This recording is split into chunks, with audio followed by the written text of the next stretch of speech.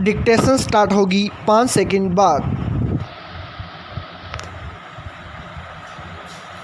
Yes सभापति महोदय, इस समय जबकि हमें अपने नेताओं के अनुभव और बुद्धिमत्ता की आवश्यकता है, यह दुर्भाग्य की बात है कि अपने ज्येष्ठ राजनयिकों में से अत्यंत प्रमुख और लगन वाले एक राजनायक को हमने खो दिया है। बड़े दुख के साथ मैंने यह सुना कि बड़े सवेरे कल श्री अयंगार की मृत्यु हो गई। अपने पूरे जीवन में उन्होंने अनेक उच्च पदों को दुर्लभ योग्यता से सुशोभित किया था।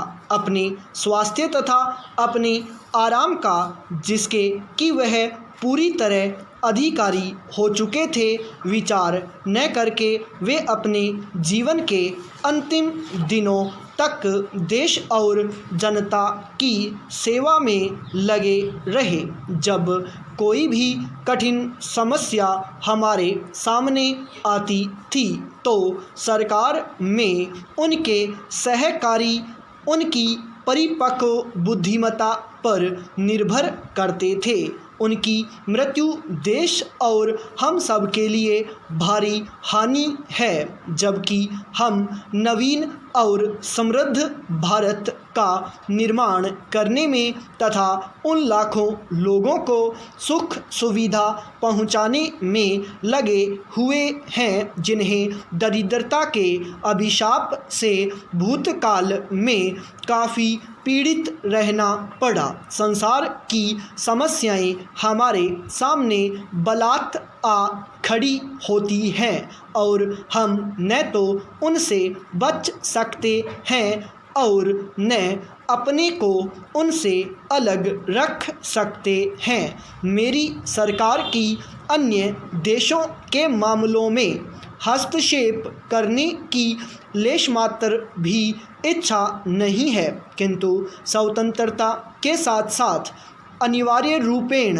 भारत पर जो जिम्मेदारी आ पड़ी है उसको तो इसे निभाना ही है। जैसा कि सर्वविदित है, हमने संसार के सब देशों के प्रति मैत्री और शांति की नीति बरतने का प्रयास किया है। शने शने वे लोग भी जो इससे सर्वदा सहमत नहीं होते, इसे समझने और इसका आदर करने लगे हैं और यह बात मानी जाने लगी है कि भारत संसार में शांति का समर्थक है और वह ऐसा कोई कदम न उठाएगा जिसका परिणाम लड़ाई की प्रवृत्ति को जगाना हो पाई पैराचेंज। इसी नीति के अनुसरणार्थ मेरी सरकार ने कुछ ऐसे प्रस्ताव पेश किए थे जिनसे उसे यह आशा थी कि कोरिया युद्ध के बारे में समझौता हो जाएगा। इन प्रस्तावों को बहुत भारी समर्थन मिला, किंतु दुर्भाग्यवश उन महान देशों में से कुछ इस स्वीकार न कर सके जिनका उससे निकटतम संबंध था। वह युद्ध जारी है और उससे न केवल कोरिया की जनता को ही कठोर यातना सहन करनी पड़ रही है, वरन अवशिष्ट संसार के लिए भी वह खतरे का निशान है। सुदूर पूर्व पर प्रकाश डालने वाले हाल में किए गए कुछ वक्तव्यों से और उनके परिणाम स्वरूप कोरिया के युद्ध का विस्तार होने से समस्त संसार में बहुत आशंका पैदा हुई है। मेरी सरकार भी इन बातों को गंभीर चिंता से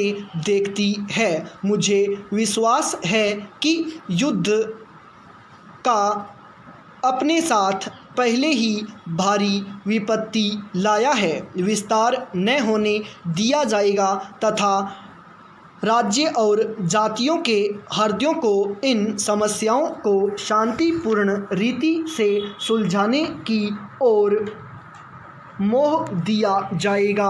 पाई पैराचेंज। सभापति महोदय, इस उद्देश्य को पूरा करने के लिए मेरी सरकार प्रयत्नशील रहेगी और किसी भी प्रकार का किसी राष्ट्रपुंज से कोई गठबंधन किए बिना सब देशों के प्रति मैत्री की नीति पर चलती रहेगी। अपने देश में जिन लोकतंत्रात्मक तरीकों से हम आबद्ध हैं उनमें समस्याओं को सुलझाने का शांतिपूर्ण तरीका निहित है। यदि लोकतंत्र को बचाए रखना है तो अंतर्राष्ट्रीय क्षेत्र में भी शांति का वातावरण और समझौते की प्रवृत्ति अपनाई जानी चाहिए। संयुक्त राष्ट्र संघ की महासभा की बैठक निकट भविष्य में फिर होगी और उसमें उन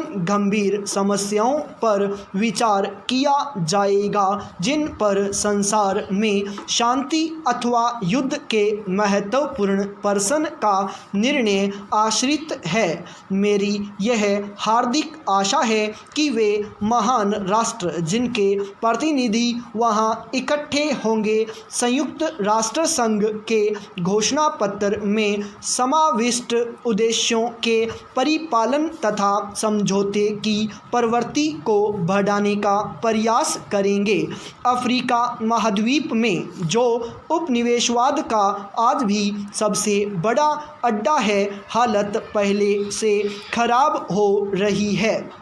दक्षिण अफ्रीका में मूलवंशीय प्रभुता के सिद्धांत का खुलेआम ढिंढोरा पीटा जा रहा है और पूरी शक्ति से उसे लोगों पर लादा जा रहा है।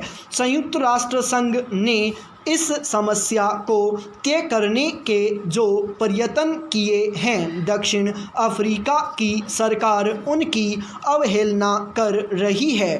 मूलवंशीय विभेद के विरुद्ध आंदोलन को जो शांति और अनुशासनपूर्ण ढंग के लिए उल्लेखनीय है, ऐसे कानूनों और सरकारी कार्यवाही द्वारा कुचलने की कोशिश की जा रही है जो लोकतंत्रात्मक तरीकों और संयुक्त राष्ट्र संघ के घोषणा पत्र में उद्घोषित प्रयोजन की अवहेलना के लिए इससे पूर्व कभी नहीं अपनाए गए। पूर्वी अफ्रीका में आज भी मूलवंशीय संघर्ष चल रहा है। उसे यदि जनता के संतोष के साथ समाप्त न किया गया तो वह अफ्रीका के बहुत अधिक क्षेत्रों में भी फैल जाएगा। अब भी ऐसे अनेक व्यक्ति हैं जो इस बात को नहीं पहचानते कि आज के संसार में मूलवंशीय प्रभुता और विभेद को सहन नहीं किया जा सकता और इनको जारी रखने के किसी भी प्रयास का परिणाम भयानक ही होगा। पाई पैराचेंज। पश्चिमी और दक्षिण पूर्व एशिया के हमारे पड़ोसी देशों से हमारे संबंध घनिष्ठ और मैत्रीपूर्ण है और हम में पारस्परिक सहयोग की मात्रा बढ़ती जा रही है। पाकिस्तान से भी, जिससे कि दुर्भाग्यवश हमारे संबंध कुछ खींचे से रहे हैं, हमारे संबंधों में सुधार हुआ है। यह सुधार कुछ बड़ा नहीं है, किंतु यह ऐसा चिन्ह है जिसका मैं स्वागत करता हूं। दोनों देशों के प्रतिनिधियों के बीच हाल में हुए सम्मेलन मैत्रीपूर्ण वातावरण में हुए और मुझे आशा है कि ये फलदायी सिद्ध होंगे। पारपत्र प्रणाली आरंभ किए जाने से दोनों देशों में जो उथल पुथल हुई थी वह अब शांत हो गई है और इसके कारण बहुत सी कठिनाइयाँ पैदा हुई थीं। वे अब धीरे धीरे समाप्त की जा रही है। मुझे विश्वास है कि विश्व शांति के लिए हर एक देश प्रयत्नशील रहेगा। स्टॉप।